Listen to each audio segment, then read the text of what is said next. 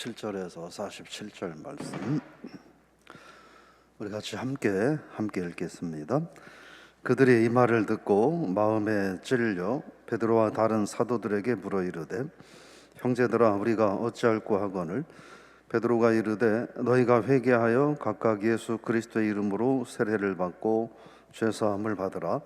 그리하면 성령의 선물을 받으리니 이 약속은 너희와 너희 자녀와 모든 원대 사람 곧 주 우리 하나님이 얼마든지 부르시는 자들에게 하신 것이라 하고 확증하며 권하여 이르되 너희가 이 패역한 세대에서 구원을 받으라 하니 그 말을 받은 사람들은 세례를 받으매 이날의 신도의 수가 3,000이나 더하더라. 그들이 사도의 가르침을 받아 서로 교제하고 떡을 떼며 오로지 기도하기를 힘쓰니라.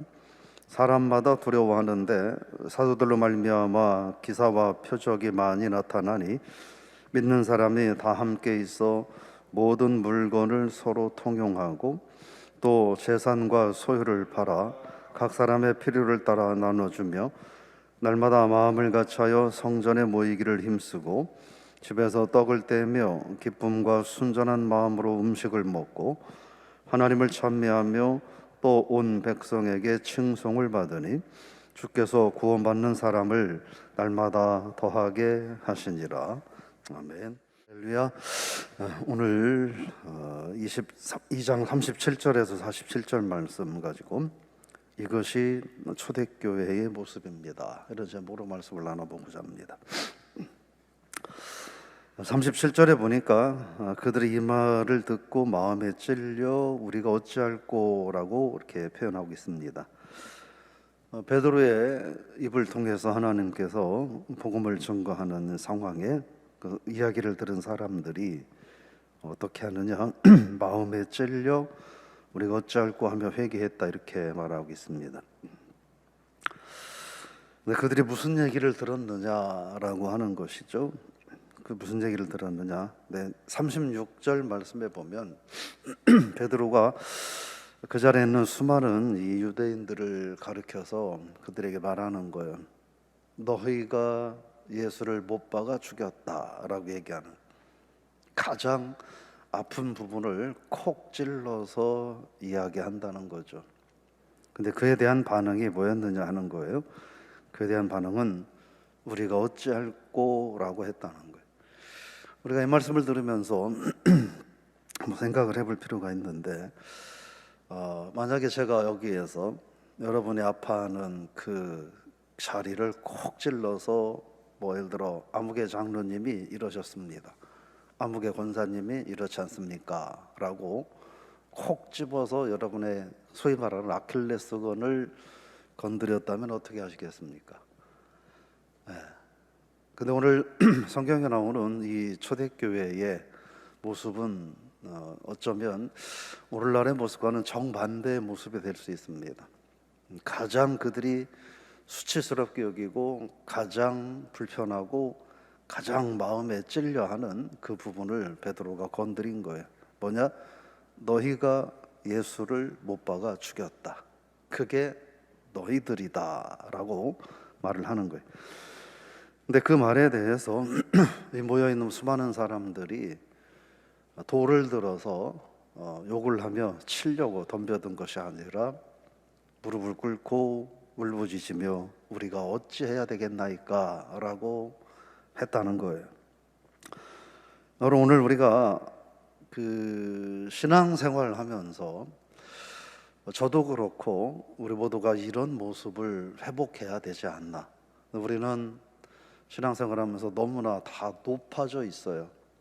내 자존감도 어디가 하늘인지 알 수 없을 만큼 우리는 자존감도 높아져 있어요. 내 마음도 높아져 있고 나에 대한 신뢰도 우리는 너무나 높아져 있어요. 그래서 누군가가 너희가 못 박아 죽인 예수가 살아났다, 예수를 죽인 그 범인들이 너희들이다 라고 하는 말을 하면 그 말이 아니라 그거에 엇비슷한 말만 해도 우리는 안색이 변하고 감정이 출렁출렁이면서 우리는 그렇게 신앙생활을 하고 있지 않는가 하는 거예요. 초대교회의 성도들의 모습 가운데 하나는 나의 부족하고 연약한 면을 하나님의 말씀을 통하여 지적받고 책망받을 때 그 말씀 앞에 무릎 꿇는 그런 삶이었다 하는 거예요. 오늘 저와 여러분들이 하나님 앞에 그런 6월 한 달을 그 말씀 앞에 겸손한, 내 자존심도 내 자존감도 내 사회적 배경도 내 이제껏 살아온 삶의 환경도 내려놓을 수 있는 그런 삶이 초대교회의 근간이었다라고 하는 걸 우리가 다시 한번 생각을 해보고, 저를 포함해서 우리 모두가 그런 6월 한 달이 될 수 있기를 주의 이름으로 축원합니다. 38절에 보면 그들에게 베드로가 대답을 합니다. 회개하라. 그리고 세례 받아라. 그게 죄사함의 길이다 라고 말씀을 하고 있습니다. 회개하고 세례 받는 것, 죄사함 받는 것, 이건 성령의 영역이다 라고 하는 걸 말을 하고 있는 거예요. 우리가 이미 어떻게 이 화면, 영어라고 하면 이 화면을 되돌려 보면 우리는 어떤 사람들이에요? 우리는 이미 회개했고 세례 받았고 죄사함 받았고 성령의 사람이라는. 그러면 이 화면을 되돌리면 37절로 되돌리면 그들은 어떤 사람들이냐? 선포되는 하나님의 말씀에 마음이 찔려 회개하고 무릎 꿇고 통에 자복하는 사람들이라고 하는. 오늘 저 여러분의 삶이 사도행전 2장 37절에서 47절 말씀만 순서대로 영화처럼 제대로 돌려가는 삶을 산다면 하나님께서 가장 기뻐하는 삶이 아닐까 그런 생각을 해봅니다. 그러면서 39절 말씀은 거기에 모여있는 모든 사람들에게 라고 말씀을 하는 거예요. 그러면서 말하기를 40절 말씀 같이 한번 읽어보겠습니다. 또 여러 말로 확증하며 권하여 이르되 너희가 이 패역한 세대에서 구원을 받으라 하니. 패역한 세대에서 구원을 받으라 하는 거예요. 그럼에도 불구하고 지금 하나님께서는 베드로를 통해서 계속 책망하는 거예요. 예수 그리스도를 십자가에 못 박아 죽이고 그 일에 보이게 보이지 않게 이 모양 저 모양으로 동참하고 동조한 자들이 아직도 회개하지 않는 세대가 오늘 사도행전 2장 본문에 나오는 그 세대라고 하는 거예요. 근데 그 세대가 악한 세대라고 하는 거예요. 그 세대가 패역한 세대라고 하는 거예요. 그래서 구원받는다고 하는 것은 그 세대의 악함과 패역함을 극복하고 벗어나는 길이 된다 하는 거죠. 그것은 바로 그 악한 세대와의 단절을 통해서 가능하다 하는 거예요. 우리가 6월 한 달을 하나님 은혜 안에 살아갑니다. 6월 한 달을 우리가 어떻게 살아가야 될까 되돌아보는 한 달이 될 수 있길 바랍니다. 우리는 6월 한 달 동안 이 세대와 동화되어서 살아가기를 원합니다. 이 세상 속에서 깊이 파묻혀서 이 세상에서 주역이 되어서 살아가기를 원합니다. 이 세대가 하나님을 기쁘게 하고 하나님께 영광 돌리는 세대라면 마땅히 그리해야 될 것이고, 그렇지 않고 하나님을 대적하는 세대라고 한다면 우리는 이 세대에 속해 있지만 이 세대와 단절할 것들은 과감하게 단절하고 살아갈 수 있어야 된다 하는 거예요. 그래서 41절에서 보면 그 말을 받은 사람들이 세례를 받았다라고 말합니다. 근데 3,000명이었다 이렇게 말합니다. 불과 앞에서 120명의 사람들이 모여서 기도하고 성령의 역사가 시작이 되었는데 베드로의 설교를 통해서 그보다 더 많은 약 20여 배 이상 30여 배에 가까운 사람들이 하나님 앞에 회개하고 돌아오는 역사가 있었다라고 말합니다. 그러면서 42절 말씀입니다. 읽어보겠습니다. 그들이 사도의 가르침을 받아 서로 교제하고 떡을 떼며 오로지 기도하기를 힘쓰니라. 이 부분에서 교회의 본질에 대해서 정확하게 말씀을 하고 있습니다. 오늘날 많은 교회에 대한 이론들이 있는데 다 합당하고 옳은 이야기들이라고 말할 수 있을 겁니다. 근데 헷갈리고 혼동스러울 땐 그럼 처음 교회가 어떤 모습이었느냐라고 하는 걸 되돌아보면 되는 거예요. 부부가 결혼해서 가정을 이루어 살고 10년, 20년, 30년 살다 보면 때로는 헷갈리고 내가 이 사람하고 살아야 되나, 이 사람하고 계속 이렇게 양보하며 살아야 되나, 이렇게도 사는 게 맞는 건가, 이런 갈등과 고민을 하는 시간들이 생길 수가 있죠. 그래서 이제 기준을 잡기가 곤란한 거예요. 이렇게 살면, 이 사람하고 내가 살면 10년 후 어떻게 될까, 20년 어떻게 될까, 내년은 어떻게 될까, 미래를 우리가 어떻게 알 수 있습니까? 그래서 그때 가장 힘들고 어려울 때, 되돌아봐야 될 건 뭐냐면 결혼할 당시를 되돌아보면 되는 거예요. 우리가 어떤 마음으로 이 생활을 시작을 했는가. 그래서 정말 부부가 힘들고 어렵고 이 사람하고 내가 살아야 되나 말아야 되나 고민과 갈등이 생길 때 결혼 사진을 왜 찍냐면 정말 힘들고 어려울 때 결혼 사진첩을 들춰보라는 거예요. 근데 힘들고 어렵고 이 사람하고 끝내야 되겠다라고 하는 생각을 하고 살 때에 많은 부부들이 절대로 결혼첩을 들여다보지 않는다는 거예요.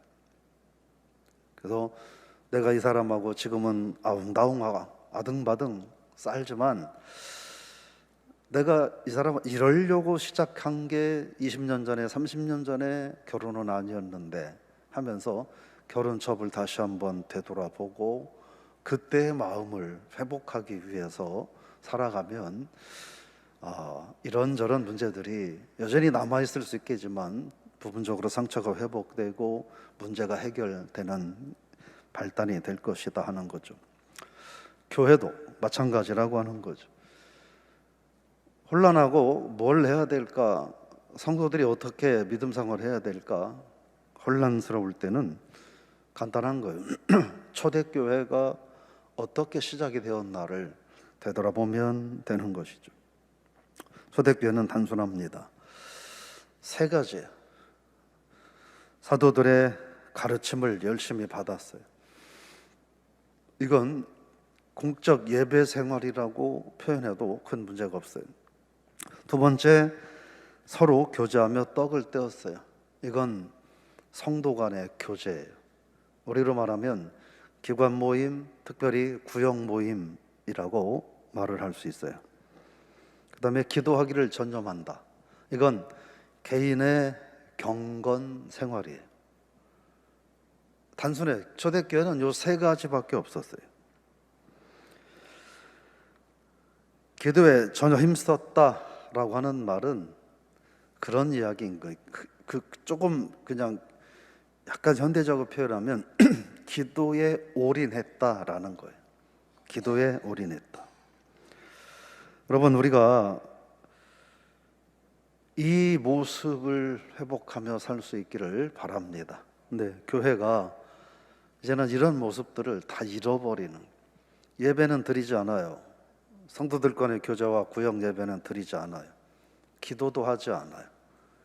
그런 거는 가장 기본적인 것들을 하지 않고 그런 것들을 해야만 또 하기 위해 주어지는 수많은 부수적인 요소들만 성도들이 교회에서 얻으려고 하는 거예요.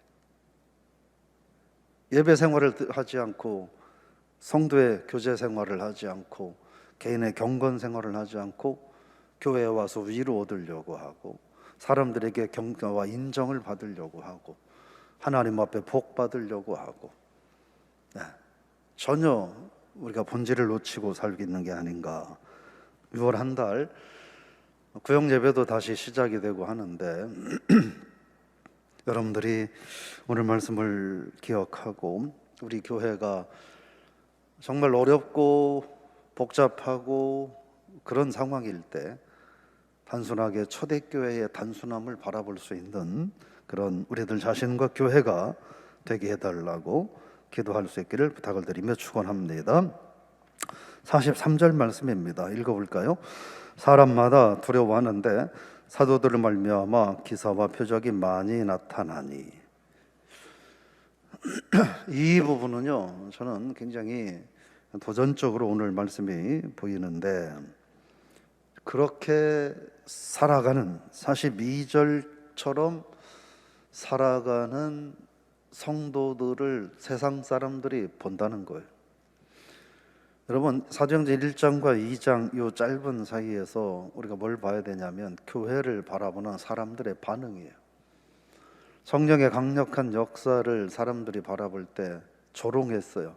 저것들이 아침부터 술에 취해가지고 난리를 피는구나, 이렇게 바라봤어요. 교회를 향한, 성도들을 향한 조롱이에요.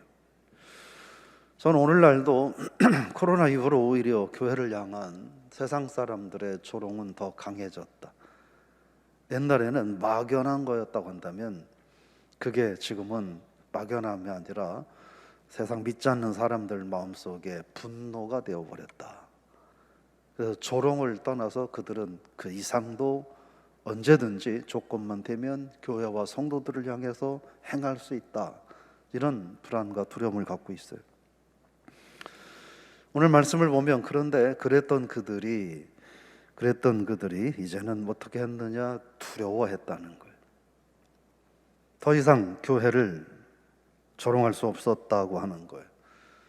성도들을 보고 조롱했던 이들이 더 이상 조롱할 수 없었고, 비난할 수 없었고, 손가락질할 수 없었고, 욕할 수 없었다라고 하는 거예요. 왜냐 하는 거죠. 42절의 말씀 때문에 그래요. 그들이 확실히 변화됐더라라고 하는 거예요. 우리가, 여러분, 저도 그렇고요, 여러분도 그렇고, 이제 교회 사랑 안에 이런 말 하지 마세요. 거짓말로밖에 안 들려요. 내 삶에 뒷받침돼야 돼요. 내 삶에 뒷받침돼야 돼요. 그럼 뭐냐? 42절의 단순한 말씀을 회복해야 되는 거예요. 사도들의 가르침과 서로 모여 교제하고 기도하기를 힘쓰고, 이 삶이 우리들의 삶 가운데 회복되면 사람들은 욕하려고 해도 욕할 수 없게 되고, 저 사람들이 정말 달라졌네 라고 하면서 두려워한다라고 하는 거예요. 44절 이하에는 그로 인한 부가적인 삶의 모습들이 어떻게 드러났는가를 쭉 말을 해주고 있습니다. 근데 46절 말씀이에요. 읽어보겠습니다. 날마다 마음을 같이하여 성전에 모이기를 힘쓰고 집에서 떡을 떼며 기쁨과 순전한 마음으로 음식을 먹고. 47절 하나님을 찬미하며 온 백성에게 찬송을 받으니 주께서 구원받는 사람을 날마다 더하게 하시니라. 46절과 47절 말씀을 통해서는 여러분 뭘 보시나요? 간단한 거예요. 신앙적 삶을 사는데 이 사람들은 부담감을 갖지 않았다고 하는 거예요. 그런데 오늘날 우리는 예배 나오는 것도 부담스러워요. 6월 1일 지방선거일이고 또 쉬는 날이기도 한데, 특별히 지방이나 장거리를 가지 않는 한 충분히 교회에 나올 수 있음에도 이제는 새벽에 교회 나오는 게 귀찮고 부담스러워진 거예요. 그래서 지금 저는 개인적으로 정말 고민을 많이 하고 있어요. 온라인 예배를 정말 끊어야 되나 해야 되나 이게요, 저만의 고민이 아니더라고요. 모든 목회자들이 이제 이걸 고민하고 있어요. 코로나 때문에는 모이지 못하니까 어떻게든 뭐 열악하든 뭐 되든 어떻게든 온라인 예배에 뭐 정성을 다해서 온라인 예배를 드렸는데, 이제 이 코로나가 이제 엔데믹 시대로 접어들고 교회 나와도 되는데 성도들이 안 나온다는 거예요. 멀면 멀다고 핑계대고 안 나오고, 가까우면 가깝다고 핑계대고 안 나오고, 그래도 온라인으로 예배하니까 나는 예배 드린다고 생각하고 안 나온다는 거예요. 그래서 모든 목회자들이 온라인 예배를 끊어야 되나 말아야 되나 고민하고 있더라고요. 아이러니하지 않습니까? 여러분은 편리하다고 여기고 편안하다고 여기는 것들이 목회자들한테는 이거를 해야 되나 말아야 하는 고민거리가 되어가고 있다면 어떻게 해야 되나? 그래서 오늘 말씀은 그게 뭘까 하는 거예요. 결국은 부담감이에요. 부담스럽다는 거예요. 아침에 일어나서 나오고 왔다 갔다 하는 시간 아깝고 부담스럽다는 거예요. 그런데 오늘 초대교회 모습들은 전혀 그러지 않았어요. 하나님 앞에 예배하고 기도하고 성도들과의 모임과 교제를 갖는데 절대적으로 신앙적인 부담감이나 거리낌을 갖지 않았다. 공예배는 하나님의 성전에서, 그리고 성도들과의 교제는 가정에서, 주어진 삶의 환경에서 부담 갖지 않고 진행했다라고 하는 거예요. 그 결과가 47절이죠. 하나님을 찬양하는 삶을 사니까 백성들이 그들을 칭송했다. 그래서 조롱하고 얕잡아보고 저놈들 대낮보다 술에 취해가지고 엉망이구나 라고 하는 이 표현은요, 극심한 모욕이었던 거예요. 아침에 새벽에 술을 먹는 사람들은 거의 없잖아요. 특히 유대 사회에서 저들 아침부터 술 취했다라고 말하는 건 어떻게 보면 할 수 있는 최고의 모욕인 거예요. 근데 그렇게 욕을 하던 이들이 이제는 칭찬하는 것으로 바뀌었다 하는 거예요. 오늘 말씀을 통해서 여러분, 간절한 마음으로 바라는 것은 먼저 저 자신이 하나님의 성령으로 충만한 삶이 되기를 원하고, 여러분도 그렇게 되기 위해서 기도 많이 해주시기를 부탁을 드립니다. 우리 모두가 또 그런 삶을 살아야 된다라고 하는 거예요. 신앙은 뭐냐 하는 거예요. 신앙은 단절이에요. 단절이에요. 무엇과의 단절이냐? 패역한 세대와의 단절이에요. 패역한 세대는 뭐냐? 그리스도의 주 되심을 거부하고 거역하고 불순종하고 그를 부정하면서 살아가는 삶의 패턴들이에요. 그게 여러분 과연 불신자들만 그 패턴들을 갖고 있다고 우리가 말할 수 있을까요? 저에게도 너무나 많고 여러분에게는 어떻겠습니까? 어떻습니까? 그 모습들과의 단절이 참 신앙이다 하는 거예요. 그러므로 세상이 복잡할수록 우리는 더 단순하게 세상을 바라봐야 됩니다. 교회도 그렇게 바라봐야 돼요. 복잡할수록 이것저것 계산하고 따지면 부담스럽고 번잡할 수밖에 없어요. 그러나 단순하게 생각하면 되는 거예요. 하나님 앞에 예배 드리고 말씀 배우고 성도들과 말씀을 나누고 교제하는 삶을 살고 개인의 경건에 힘쓰는 삶을 통하여 하나님의 교회는 생명력을 유지할 수 있다라고 하는 것이죠. 우리 교회가 그런 교회가 될 수 있길 바랍니다. 그때에 세상 사람들은 결코 우리를 비난하거나 조롱하지 못할 것이라고 하는 거예요. 세상은 항상 하나님의 교회와 성도들을 바라보면서 두 가지를 항상 준비하고 있어요. 가차없이 최고의 모욕과 비난할, 조롱할 준비를 하고 있고, 또 우리들의 삶의 모습을 보고 놀라고 두려워할 준비도 하고 있습니다. 우리가 어떻게 살아가느냐에 따라서 많은 것이 달라질 것이다 하는 거예요. 여러분, 결국 우리가 하나님의 성령의 은혜를 힘입어 내가 초대교회의 그 단순함을 나 자신이 회복하고 가정과 교회가 회복한다면 하나님의 교회는 아름답고 복된 모습으로 나아갈 수 있을 것이고 세상은 교회를 바라보며 두려워할 것입니다. 오늘 저 여러분들이 세상 사람들에게 조롱받는 사람으로 살 거냐? 조롱받는데도, 저 사람들이 나를 조롱하는데도 조롱인 줄조차도 모르고 자기의 아집에 파묻혀서 혼자만의 세계에서 살아갈 거냐? 아니면 세상이 우리를 칭찬하는 삶을 살 거냐? 6월 한 달이, 특별히 여러분 우리 교회는 이 6월 한 달이 그런 기로가 될 수 있다라는 마음을 가지고 저 여러분들이 그렇게 살아갈 수 있기를 바랍니다. 그것이 초대교회입니다. 다시 한번 정리해드려요. 가정의 삶에 이런저런 문제와 어려움이 부부간에 생길 수 있어요. 내가 이 인간하고 살아야 되나 말아야 되나, 언제쯤 적절한 시기에 끝을 내버릴까 라고 하는 생각을 갖고 있다면 여러분, 주저하지 말고 결혼첩을 다시 꺼내서 그 사진을 한번 들여다보시기를 바랍니다. 교회가 어떻게 해야 될까라고 하는 고민이 든다면 여러분, 주저하지 말고 오늘 말씀을 다시 한번 또 기억하고 그래서 내가 이 말씀의 주인공이 되어 살아가는 그런 삶이 되시기를 바랍니다. 그러면 가정도 하나님 은혜 안에서 행복할 수 있을 것이고, 교회도, 신앙생활도 행복하게 될 줄로 믿습니다. 그런 모습, 그런 교회의 모습, 가정의 모습, 신앙인의 모습을 회복하는 6월 한 달이 될 수 있기를 주 이름으로 부탁을 드리며 축원합니다. 제가 한번 같이 기도하기 원합니다.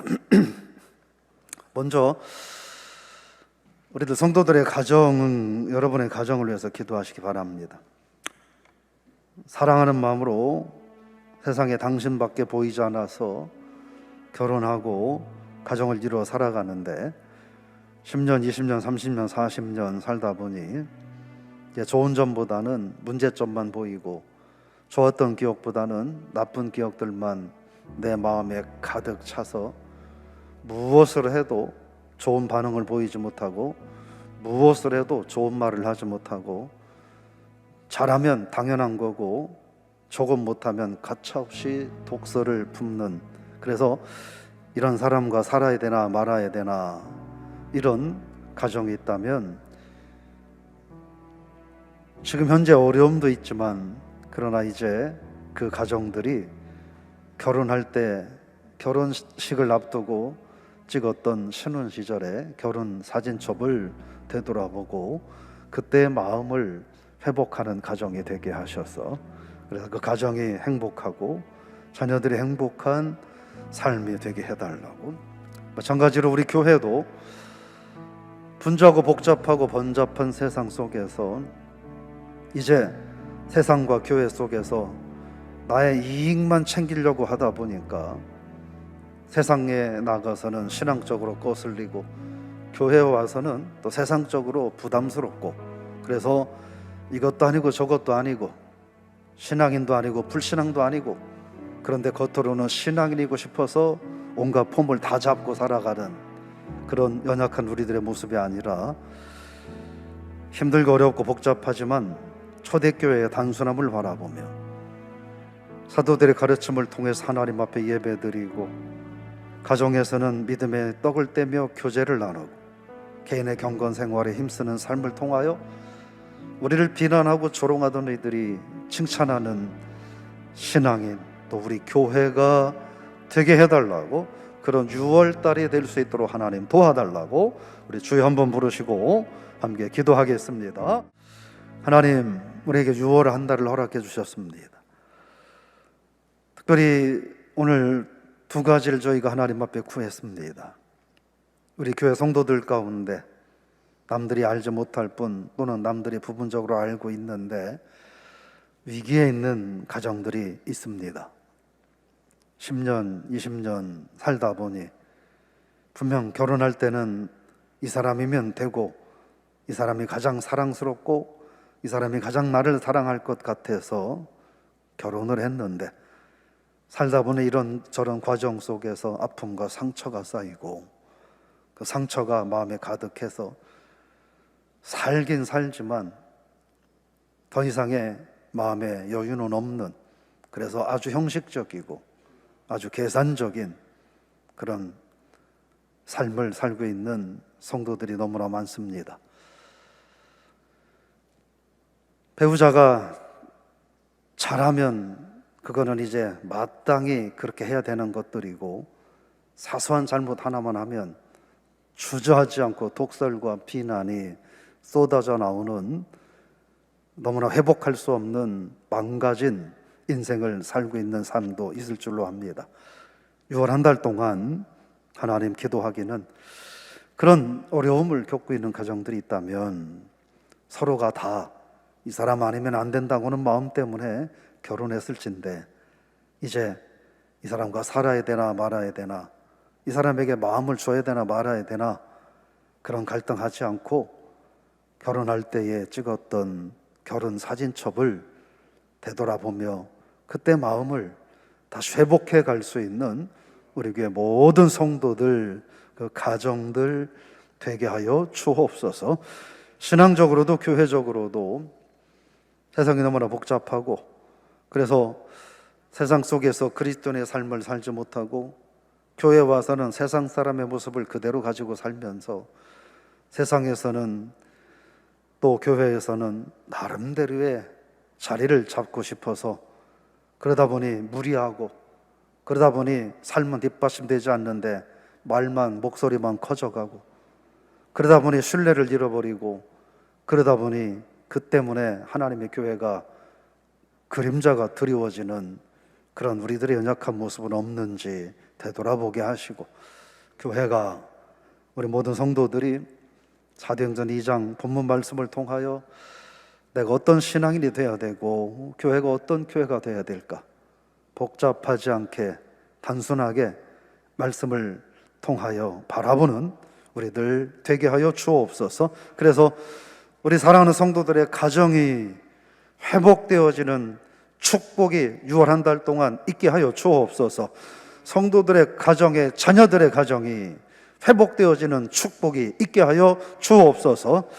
세상은 항상 교회를 바라보고 조롱할 준비와 놀랄 준비를, 두려워할 준비를 항상 하고 있을진데, 우리는 그동안 세상이 우리를 조롱하면 세상 사람들의 잘못이라고 분노했습니다. 이제 오늘 말씀을 통하여 세상은 언제나 우리를 바라보고 조롱할 준비와 두려워할 준비를 하고 있다는 것을 알고, 그들은 우리들의 모습을 보고 그 반응을 보인다는 사실도 깨달았기에 이제는 우리가 세상이 우리를 두려워할 수 있는 그런 신앙인으로, 그런 교회로 살아가는 그 시작이 되는 6월 한 달이 되게 하여 주시옵소서.